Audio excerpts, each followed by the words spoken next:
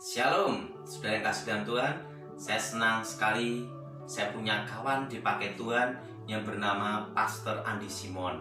Dia kawan saya sudah lama sekali, yaitu kira-kira 20 tahun yang lalu.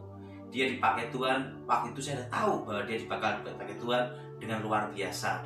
Karena saya perhatikan waktu 20 tahun yang lalu, dia sudah ada tanda-tanda pemakaian Tuhan dalam hidupnya. Tapi setelah saya lihat di medsos bagaimana dia di jalan-jalan dan dia banyak doain orang-orang sakit, seperti kita ada di zaman para rasul. Nah, dia dipakai Tuhan dengan cara unik, saudara. Jadi saudara, Injil itu diberitakan dengan apapun, entah itu dengan maksud ada kepentingan atau tidak ada kepentingan, atau dengan kasih, tetap kita harus mendukung. Kalau ada seorang penjahat bertobat, kita harus dukung, karena itu mengurangi kejahatan. Nah, kita bersyukur sama Tuhan, Tuhan pakai dengan cara ajaib, dan doakan terus untuk Pastor Andi Simon supaya kemuliaan Tuhan menyertai dia. 20 tahun yang lalu, saya berkata pada Pastor Andi Simon bahwa Tuhan tunjukkan saya bahwa nanti saya akan punya anak perempuan. Dan apa yang terjadi? Dan saya menikah dan saya punya anak perempuan dan namanya Felicia. Shalom Felicia. Shalom Papi. Nah, ini anak saya, Pastor Andi Simon, dan Tuhan menggenapi firman-Nya. Tuhan menggenapi apa yang dijanjikan pada saya, yaitu bahwa nanti Tuhan berikan saya anak pertama adalah perempuan.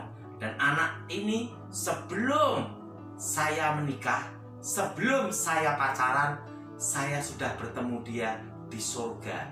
Tuhan tunjukkan ke saya wajahnya. Dan apa yang terjadi? Saya kembali ke bumi dan hidup kembali. Dan apa yang terjadi? Saya menikah dan apa yang saya lihat di surga itu terjadi. Dan ini anak saya namanya Felicia. Sudah yang kasih dalam Tuhan, kita dukung Pastor Andi Simon. Tuhan pakai dia dengan cara unik. Saya tidak bisa seperti dia. Dia tidak bisa seperti saya. Karena semua itu ada talentanya masing-masing. Dalam hidup saya, terus terang saya tidak bisa berteologi yang tinggi-tinggi. Saya tidak sanggup.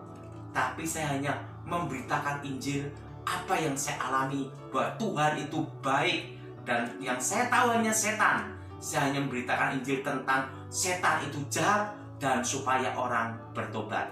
Dan Tuhan pakai Pastor Andi Simon dengan karunia penyembuhan dan banyak orang disembuhkan.